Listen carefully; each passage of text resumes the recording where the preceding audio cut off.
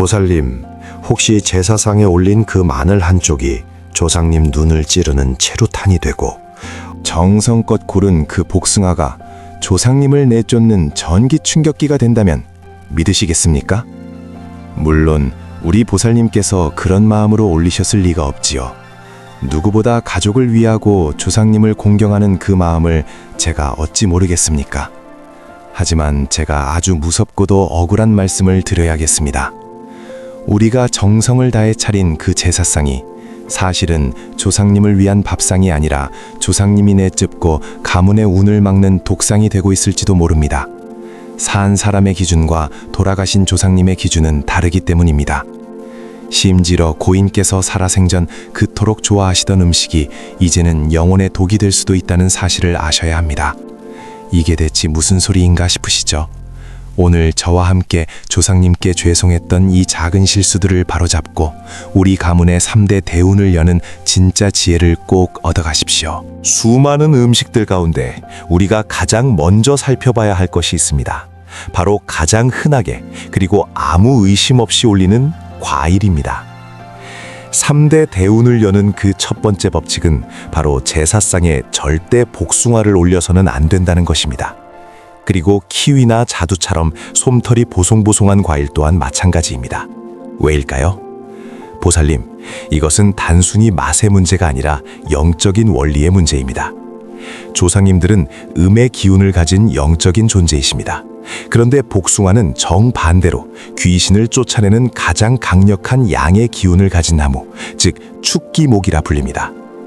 옛 무속인들이 귀신 들린 사람을 내리치고 사악한 기운을 몰아낼 때 쓰던 것도 바로 동쪽으로 뻗은 복숭아 나뭇가지입니다. 이렇게 강한 양기가 조상님께는 너무 거친 바람처럼 느껴져 제사상에 복숭아를 올리면 애써 오신 조상님이 상 앞에서 차갑게 밀려나는 셈이 됩니다.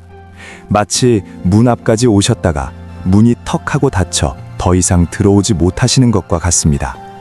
더 나아가 키위나 복숭아 표면의 그 미세한 털은 영적으로 부정함과 막힘, 즉 불통을 상징합니다. 보살님, 한번 생각해 보십시오. 우리가 정성껏 지은 밥에 머리카락이 잔뜩 들어가 있다면 그 밥을 삼킬 수 있겠습니까?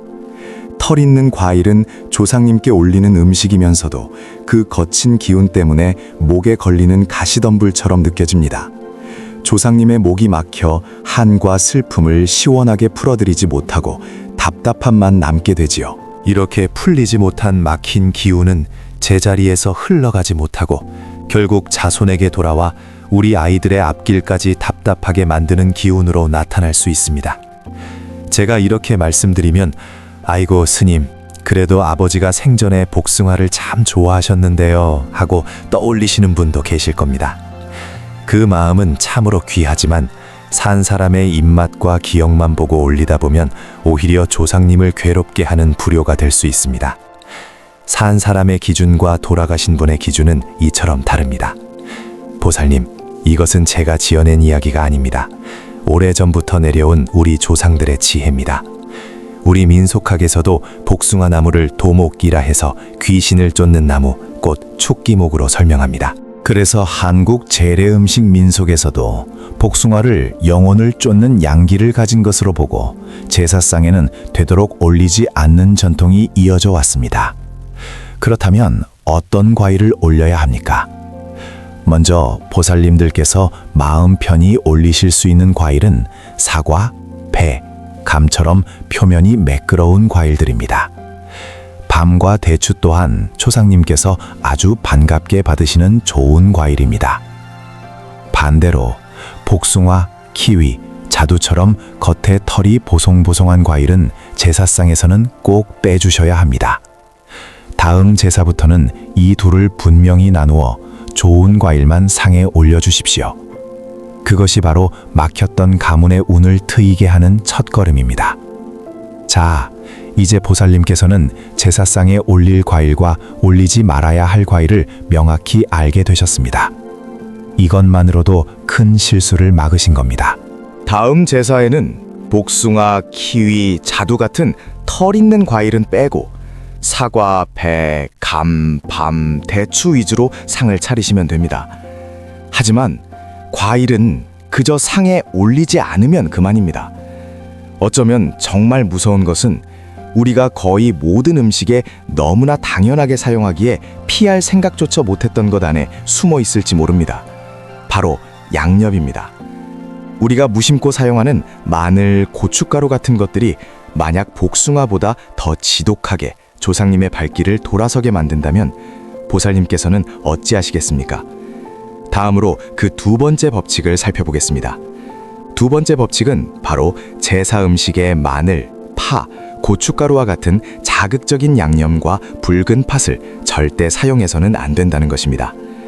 살아있는 우리 입에는 맛을 돋우는 고마운 재료들이지만 조상님께는 전혀 다르게 작용합니다. 조상님은 이미 육신을 떠나 음기의 자리에 계신 분들이고 제사상 역시 그 음기를 정갈하게 모시는 자리입니다. 그런데 마늘과 고춧가루 같은 재료는 본래 극양의 기운을 가진 식재료입니다. 그래서 우리의 입맛을 살려주는 이 재료들이 조상님께는 오히려 고통 그 자체가 됩니다. 보살님, 한번 상상해 보십시오. 사랑하는 자손들이 차려준 따뜻한 밥상에 다가갔는데 갑자기 눈을 뜰 수 없을 만큼 맵고 아린 연기가 눈을 찔러온다면 어떻겠습니까? 이것이 바로 마늘과 고춧가루가 조상님께 주는 느낌입니다. 눈을 찌르는 최루탄과 다를 바 없습니다. 살아있는 사람에게는 기운을 북돋우는 강한 양의 기운이지만 이미 음기로 머무는 조상님께는 그 극양의 기운이 독처럼 작용합니다. 음과 양이 정면으로 충돌하면서 조상님께 큰 자극과 고통이 되는 것입니다. 또한 제사상에 붉은 팥을 올리는 것도 마찬가지입니다. 집안으로 들어오시려는 조상님 발목에 오지 말라는 글씨가 새겨진 족쇄를 채우는 것과 같습니다. 팥의 붉은색과 그 기운은 본래 귀신이나 나쁜 기운을 쫓아낼 때 쓰는 강력한 힘을 가지고 있습니다. 우리가 동짓날 팥죽을 쑤어 집안 곳곳에 조금씩 뿌리고 나누어 먹는 이유가 무엇이겠습니까? 바로 잡귀의 출입을 막기 위함입니다. 마늘과 고춧가루, 붉은 팥 모두 이렇게 귀신을 몰아내는 극양의 재료들입니다. 이 지혜는 우리 민족의 DNA에 새겨져 내려온 것과도 같습니다. 어릴 적부터 단군 이야기와 동지 팥죽 이야기를 들으며 자랐고 해마다 동짓날이면 어머니와 할머니가 팥죽을 쑤어 대문과 방 구석구석에 조금씩 놓아두시던 모습이 떠오르실 것입니다. 단군 신화에서 곰이 사람이 되기 위해 쑥과 함께 먹었던 것이 바로 마늘입니다. 쑥과 마늘로 몸과 기운을 정갈하게 하여 사람들 준비를 했다는 뜻이지요. 그래서 우리 조상들은 이런 마늘의 힘을 아주 오래전부터 알고 계셨습니다. 애군을 물리치고 사기를 막아준다고 여겼던 것입니다. 서양의 흡혈귀 이야기에서도 마늘로 귀신 같은 존재를 쫓아내는 것처럼 마늘의 이런 힘에 대한 믿음은 동서양을 막론하고 비슷하게 나타납니다. 보살님, 우리가 이렇게 잡귤에 쫓기 위해 사용하는 것을 소중한 조상님께 올린다는 것은 마음은 아니더라도 조상님은 잡기와 같으니 우리 집에는 들어오지 마십시오 하고 말하는 것과 다르지 않습니다. 정성껏 차린 음식이 오히려 조상님께는 모욕이 되고 분노와 서러움만 안겨드리는 셈입니다. 그렇게 조상님이 발길을 돌리시게 되면 그 집에는 어떤 기운이 남을까요? 바로 음식에 스며있던 그 맵고 강한 화기만이 남게 됩니다. 그 불기운은 쉽게 사라지지 않습니다. 집안에 퍼져 부부 사이에 다툼을 일으키는 불씨가 되고 자식들의 앞길에 알 수 없는 장애물을 만드는 불길이 되며 심하면 집안의 재물이 불타 없어지듯 새어나가게 만들기도 합니다. 하지만 보살님, 지금까지 모르고 실수하신 부분이 있더라도 너무 걱정하지는 마십시오. 지금이라도 이 법칙을 아셨으니 지금부터 바로잡으시면 충분히 돌이킬 수 있습니다. 조상님께서는 이제 알았구나 하고 오히려 기쁘게 받으시고 한 번 잃었던 화기도 차츰차츰 가라앉게 됩니다. 그러니 보살님, 이제부터 제사 음식을 준비하실 때는 이런 극양의 양념과 붉은 팥은 반드시 빼주십시오. 상에서 그 재료를 덜어내는 그 순간부터 조상님께서 편안히 와서 드실 수 있는 자리가 열립니다. 이것은 조상님을 위한 최소한의 배려이자 우리 가정의 화목과 재물을 지키는 가장 기본적인 지혜입니다. 하지만 보살님, 지금까지 말씀드린 두 가지 법칙은 어쩌면 불운을 막는 수비의 지혜에 가깝습니다. 이제 말씀드릴 세 번째 법칙은 불운을 막는 것을 넘어 우리 자손의 운명 자체를 바꾸어 나가는 가문의 공격과도 같은 비법입니다. 보살님의 자녀와 손주들이 대대손손 귀한 대접을 받으며 살기를 바라십니까? 아니면 세상에 제대로 인정받지 못하고 고단한 삶을 살기를 바라십니까? 믿기 어려우실 수 있지만 제사상에 어떤 생선을 올리느냐에 따라 그 길이 갈릴 수 있습니다. 자손에게 용의 기운을 불어넣어 대운을 불러오는 생선이 있는가 하면 평생을 발목 잡는 기운을 가진 생선도 분명히 존재합니다. 다음으로 그 운명을 가르는 생선에 대해 자세히 말씀드리겠습니다. 세 번째 법칙은 우리 자손의 운명, 그릇의 크기를 결정짓는 생선에 관한 법입니다.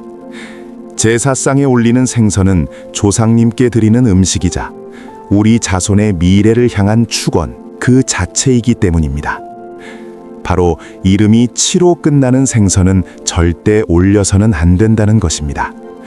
꽁치, 갈치, 참치 같은 생선들 말입니다. 또한 장어나 문어, 오징어처럼 비늘이 없는 생선도 절대 금물입니다. 이를 어기면 자손의 앞길을 막고 집안의 재물운을 스스로 걷어차는 것과 같습니다. 보살님, 한번 생각해 보십시오. 예로부터 우리 조상들은 이름 뒤에 어나 기가 붙는 생선을 귀하게 여겼습니다. 민어, 조기, 도미 같은 생선들이지요. 이런 생선들은 형태가 온전하고 기품이 있어 높은 벼슬과 가문의 번영을 상징했습니다. 반면 치자가 붙는 생선들은 예로부터 흔하고 값이 싸서 하급 어종으로 여겨졌습니다. 제사상에 하급 생선을 올리는 것은 조상님께 저희 자식들은 이 정도 수준으로 살아도 괜찮습니다 라고 고하는 것과 다르지 않습니다. 내 자식 보고 평생 남의 눈치나 보며 고단하게 살라고 저주를 퍼붓는 것과 같다고 옛 어른들이 말씀하신 이유가 바로 여기에 있습니다. 그래서 옛날에 살림이 넉넉한 집안일수록 제사상에 꽁치나 갈치 대신 힘 닿는 데까지 민어나 조기 같은 귀한 생선을 올리려 애를 썼습니다. 제사 한 번을 모시더라도 조상님의 체면을 세우고 자손의 격까지 함께 올리겠다는 마음이었지요. 자손이 높은 자리에 오르고 귀한 대접을 받길 바라는 마음으로 가장 좋은 생선을 정성껏 구해 올리는 것입니다. 생선 한 마리가 우리 자식의 연봉을, 평생의 사회적 지위를 결정할 수 있다고 여긴다면 어찌 아무 생선이나 올릴 수 있겠습니까? 보살님도 자식이 어디를 가든 당당하게 대접받으며 살기를 바라시는 마음은 같으실 것입니다. 지금부터라도 제사상에 올리는 생선 하나를 바로잡으시면 그 마음 따라 집안의 흐름은 충분히 달라질 수 있습니다. 더불어 장어처럼 비늘 없이 미끄러운 생선은 더욱 피해야 합니다. 장어뿐 아니라 문어, 오징어 같은 것들도 마찬가지입니다. 모두 비늘이 없고 미끄러운 성질 때문에 집안에 들어온 복과 재물이 붙어있지 못하고 미끄러져 나가며 자식들의 시험 합격운마저 밖으로 빠져나가게 만든다고 보았습니다. 특히 장어는 뱀을 닮은 그 형상 자체가 사악하고 음한 기운을 부른다고 여겨져 예로부터 크게 금기시 되었습니다. 그러니 반드시 기억하십시오. 제사상에는 조상님의 체면을 세워드리고 우리 자손의 앞길에 용의 기운을 불어넣어줄 귀한 생선을 올려야 합니다. 옛날의 용은 임금과 높은 벼슬, 큰 출세를 상징했습니다. 그런 용의 기운을 빌어오는 마음으로 생선을 올리는 것이 곧 가문의 격을 높이고 3대의 대운을 여는 길입니다. 이제 보살님께서는 과일과 양념, 그리고 생선에 관한 3가지 큰 법칙을 모두 알게 되셨습니다. 이 정도만 알아도 집안에 닥칠 불운의 구할은 막아낼 수 있습니다. 하지만 만약 이 모든 정성이, 이 모든 지식이 단 하나의 결정적인 것을 몰라서 물거품이 된다면 어찌하시겠습니까? 지금까지 배운 모든 법칙을 지켜 완벽하게 차린 제사상이 오히려 조상님의 노여움을 사고 복을 가로막는 독상이 될 수도 있다면 말입니다. 음식의 법칙을 넘어서는 마지막 단 하나의 법칙. 이것을 모르면 보살님의 모든 정성은 아무 의미 없는 껍데기가 될 뿐입니다. 보살님, 음식을 넘어선 마지막 단 하나의 법칙. 모든 정성을 한순간에 물거품으로 만들 수도, 반대로 가문 전체의 흐름을 바꾸어 놓을 수도 있는 그 결정적인 열쇠는 바로 제사상 위에 놓인 음식이 아니라 그 음식을 준비하고 올리는 보살님의 마음에 있습니다. 앞에서 3가지 음식 법칙을 차근차근 살펴보았습니다. 어떤 음식은 절대 올리면 안 되는지, 어떤 재료가 조상님을 기쁘게 하는지, 상 위의 모양새와 순서까지.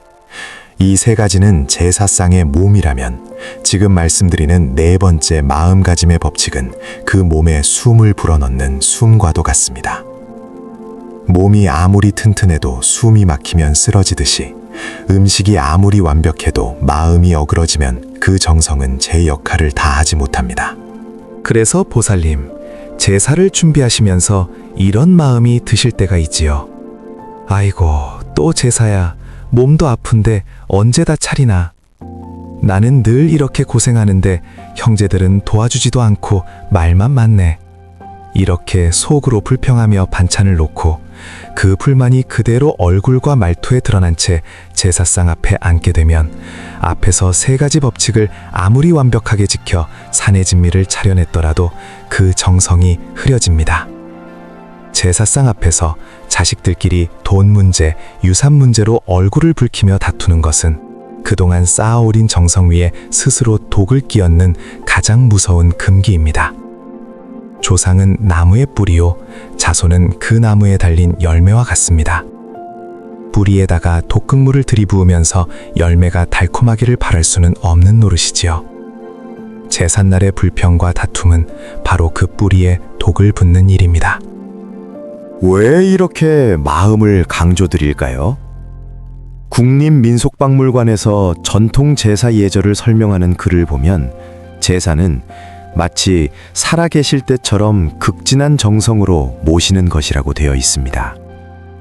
조상님께서 받으시는 것도 음식의 겉모양이 아니라 그 안에 담긴 기운, 곧 우리의 정성스러운 마음이라고 풀어 설명하고 있습니다. 생각해 보십시오, 보살님. 사람이 화가 나 있으면 얼굴빛이 굳고 목소리가 거칠어지고 같은 방에 있는 사람들까지 괜히 숨이 막히는 것처럼 답답해집니다. 말 한마디 안 해도 방 안 공기가 무겁게 내려앉지요. 그게 바로 마음에서 나오는 기운입니다. 제사 준비도 마찬가지입니다. 불평과 짜증, 미움과 분노로 마음이 가득 차면 그 기운이 방 안 공기부터 변하게 하고 결국 그 공기가 음식에도 그대로 스며듭니다. 눈에는 보이지 않지만 마치 연기처럼 퍼져서 하나하나의 음식 위에 내려앉는 것이지요. 옛사람들은 이걸 도끼라고 불렀습니다. 사람을 찌르는 말, 싸늘한 눈빛, 숨 막히는 분위기까지 모두 한데 섞인 집안을 병들게 하는 기운입니다. 그래서 그런 도끼로 가득한 제사상을 두고 이런 말이 전해 내려오는 것입니다. 제사상 앞에서 유산 문제로 다투는 집안은 3년 안에 망한다. 이 말은 누군가를 저주하는 말이 아니라 그만큼 제사날의 불화가 가문에 큰 독이 된다는 경계의 말씀입니다. 3년이라는 숫자도 정확한 기간을 재는 게 아니라 조금만 계속되면 금방 집안 기운이 꺾인다는 경고의 뜻으로 받아들이시면 됩니다. 보살님, 그 도끼가 조상님 영안에는 어떻게 보이는지 떠올려 보시겠습니까?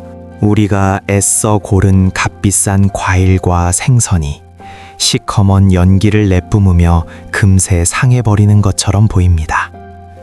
방금 한 밥 위에서는 밥알이 희고 탐스러운 것이 아니라 까맣게 얼룩이 번져가고 정성껏 끓인 국에서는 상한 냄새가 피어올라 조상님 쪽으로 밀려갑니다. 그 안타까운 모습을 바로 우리 손으로 차려올리고 있는 것입니다. 그래서 조상님께서는 차마 그 독을 드시지 못하고 슬픈 눈으로 자손들을 바라보다가 발길을 돌리신다고 전해집니다. 그런데 보살님, 여기서 꼭 기억하셔야 할 것이 있습니다. 방금 그려드린 참담한 장면도 영원히 굳어있는 그림이 아니라는 사실입니다.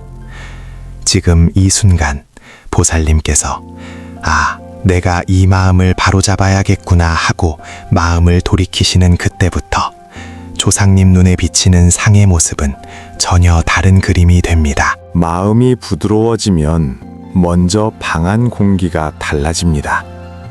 조금 전까지 무겁게 깔려있던 어두운 기운이 걷히고 답답하던 가슴이 서서히 풀리듯이 상 위의 음식들도 하나둘 제 빛을 되찾습니다. 과일에서 은은한 향이 다시 피어나고 밥그릇에서는 따뜻한 김이 고요히 올라오며 국에서도 시원하고 깨끗한 기운이 풍겨나옵니다.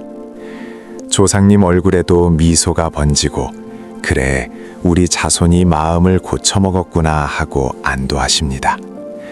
그러니 3년 안에 망한다는 옛말을 들으시고 겁부터 내실 필요는 없습니다.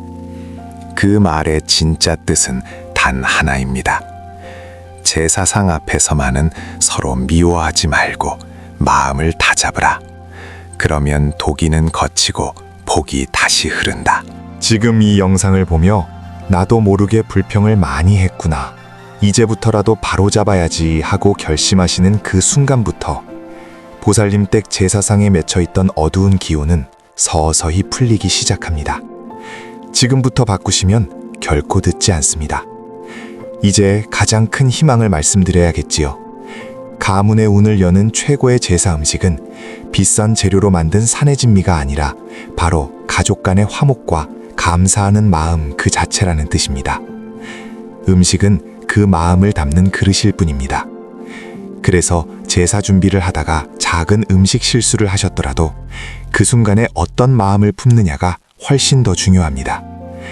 아이고, 국에 소금을 조금 더 넣었네. 이래서 우리 집안 운이 막히면 어쩌나 하고 죄책감에 빠지는 것보다 내가 최선을 다해 준비했으니 조상님도 내 정성을 아시겠지요. 다음에는 더 조심해야겠다 하고 스스로를 다독이는 마음이 훨씬 복을 부르는 길입니다. 돈이 부족해서 상을 풍성하게 차리지 못할 때도 마찬가지입니다.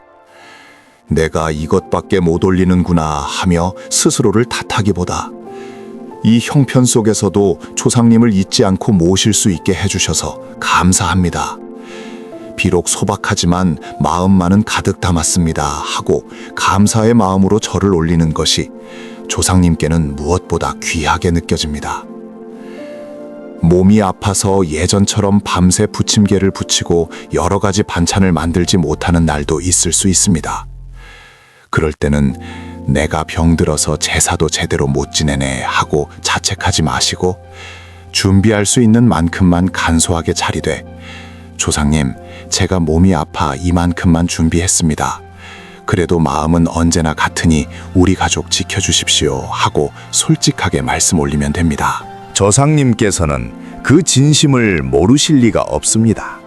이 진리를 잘 보여주는 옛 이야기가 하나 있습니다. 옛날에 아주 가난한 집안이 있었습니다. 제사상에 올릴 것이 없어 사과 몇 알과 우물에서 길어온 맑은 물 한 그릇만 떠놓을 수 있었 뿐이었지요. 그래도 그 집안은 제삿날이면 온 가족이 제사상 앞에 둘러앉았습니다. 이번에도 많이는 못 준비했지만 조상님 덕분에 우리 가족이 이렇게라도 살고 있습니다 하며 서로 얼굴을 보며 웃고 조상님께 진심으로 감사하는 마음을 다해 절을 올렸습니다. 그 정성에 감동한 조상님께서 보이지 않게 길을 열어주셨다고 합니다. 묵었던 일이 하나둘 풀리기 시작하고 작은 장사도 서서히 번창하고 아이들 하는 일마다 귀인이 붙어 도와주었습니다. 그렇게 시간이 흐르면서 그 집안의 자손들이 대대로 크게 성공했다는 이야기가 전해 내려옵니다. 부족한 물질이 아니라 바로 그 마음의 정성이 큰 복의 씨앗이 되었던 것입니다. 보살님, 여기까지 들으시면서 이런 생각이 드실 수 있습니다. 그동안 나는 음식 실수만 걱정하면서 정작 내 마음이 어떤지 돌아보지 못했구나. 돈이 없어서, 힘이 없어서 늘 죄송한 마음으로만 제사를 지냈는데 마음이 더 중요하다면 나도 괜찮겠구나. 맞습니다. 앞에서 배운 3가지 음식 법칙은 여전히 중요합니다. 조상을 내쫓는 금기 음식은 피하고, 조상님께서 기뻐하실 음식을 알고 상의 모양과 자리를 바르게 하는 것, 이것이 제사상의 기본 뼈대입니다. 그러나 그 모든 위에 마지막으로 덮어씌우는 것이 바로 보살님의 마음입니다. 마음이 바르면 작은 실수는 나중에 바로잡을 수 있고 조상님도 너그럽게 덮어주십니다. 반대로 마음이 어그러지면 아무리 법칙을 완벽히 지켜도 그 정성을 온전히 살리기 어렵습니다. 그래서 제사날 실제로 마음을 어떻게 다스릴 수 있을지 몇 가지를 함께 짚어보겠습니다. 첫째, 몸이 지쳐서 투덜거리고 싶을 때입니다. 일이 너무 많아 허리가 끊어질 것 같고 손은 물이 마를 날이 없을 때 누구라도 불평이 올라옵니다. 그때 잠시 칼을 내려놓고 숨을 한번 깊게 들이마셨다가 내쉬어 보십시오. 그리고 속으로 이렇게 말씀드려 보십시오. 조상님, 제가 많이 힘들지만 그래도 우리 가족 잘 살게 해달라는 마음 하나로 이 상을 차립니다. 제 이 수고를 헤아려 주십시오. 이렇게 마음을 돌려놓는 순간 불평의 기운이 잦아들고 그 자리엔 담담한 감사가 들어앉습니다. 그 변화가 곧 음식에 스며드는 것입니다. 둘째, 형제자매와 의견이 부딪힐 때입니다. 제사 비용을 누가 얼마나 부담할지, 상은 누구 집에서 차릴지 늘 예민한 문제이지요. 말이 오가는 가운데 울컥하는 마음이 올라올 때 그 자리에서 끝까지 싸움을 내기보다 이렇게 한마디만 먼저 꺼내보십시오. 오늘만큼은 조상님 앞이니까 이 얘기는 제사 끝나고 차분할 때 다시 하자. 이 한마디가 그날 제사에 깃들 차마 말로 다 할 수 없는 복을 지키는 방패가 되어줍니다. 누가 옳고 그른지를 당장 가리는 것보다 조상님 앞에서 서로를 미워하지 않는 것이 훨씬 큰 효도입니다. 셋째, 돈이 부족하거나 형편이 어려울 때입니다. 남들이 차리는 상과 비교하면 마음이 작아질 수 있습니다. 그럴수록 보살님, 제사상 앞에서 분명히 선언해 보십시오. 조상님, 올해는 형편이 넉넉지 못해 많이 준비하지는 못했습니다. 그러나 이 상 위에는 우리 가족의 사랑과 감사, 정성을 가득 올립니다. 이렇게 마음을 세우는 순간 부족함은 부끄러움이 아니라 정직함이 되고 그 정직함이 바로 복을 부르는 씨앗이 됩니다. 이제 보살님께서 느끼셔야 할 가장 큰 깨달음은 이것입니다. 그동안은 혹시 음식 하나 잘못 올려서 우리 아이들 앞길이 막히면 어쩌나, 작은 실수 하나 때문에 조상님께 큰 죄를 짓는 건 아닐까 하는 불안과 죄책감 속에서 제사를 준비해 오셨을지 모릅니다. 그러나 진짜 핵심은 이미 지나간 실수가 아니라 지금 이 순간부터 보살님께서 만들어 가실 수 있는 마음과 가족의 화목입니다. 음식은 다시 만들 수 있지만 한 번 상처난 말은 오래 남습니다. 상 위에 올린 반찬 하나가 조금 모자라도 제사상 앞에서 서로 손을 잡고 우리 이렇게 함께 살아있어 감사하다는 마음으로 절을 올리는 집안에는 조상님의 복이 끊이지 않습니다. 보살님 마음 안에서 화가 풀리고 서운함이 녹아내리는 그 순간이 바로 3대 대운을 여는 문이 살그머니 열리는 순간입니다. 보살님, 오늘 들으신 가르침 중 어떤 말이 가장 크게 마음에 남으셨습니까? 아, 음식보다 마음이 더 중요하다는 말이 제일 위로가 된다든지, 앞으로는 제사상 앞에서만큼은 절대로 싸우지 않겠다는 다짐이 떠오르셨다면 그 마음을 댓글로 나눠주십시오. 보살님 한 분 한 분의 깨달음이 다른 분들께는 큰 위로와 힘이 될 것입니다. 우리가 함께 살펴본 제사상의 4가지 법칙을 끝으로 한 번만 더 짚어보겠습니다. 금기 음식을 피하는 법, 조상님을 기쁘게 하는 음식을 고르는 법, 상의 모양과 자리를 바르게 하는 법, 그리고 오늘 배운 마지막 법칙, 모든 정성을 결정하는 마음가짐의 법칙. 이 4가지를 꿰어 하나로 묶어주는 실이 바로 보살님의 마음입니다. 이제 보살님과 저는 음식을 넘어 마음까지 다스리는 3대 대운을 여는 제사상의 법칙을 온전히 살펴보았습니다. 앞으로 제사를 준비하실 때마다 오늘의 깨달음을 가슴에 조용히 떠올리시고 조상님의 크신 축복이 우리 가정에 부드럽게 스며들 수 있도록 함께 마음을 다져보겠습니다. 네, 보살님. 이제 그 깨달음을 가슴에 단단히 새길 시간입니다. 지금까지 우리가 함께 살펴본 것을 마지막으로 조용히 한번 정리해보지요. 오늘 우리는 3대 대운을 여는 제사상의 4가지 법칙을 다시 짚어보았습니다. 첫째, 복숭아처럼 털이 있는 과일은 조상의 영혼을 쫓아내니 상에서 빼야 한다는 것을 알았습니다.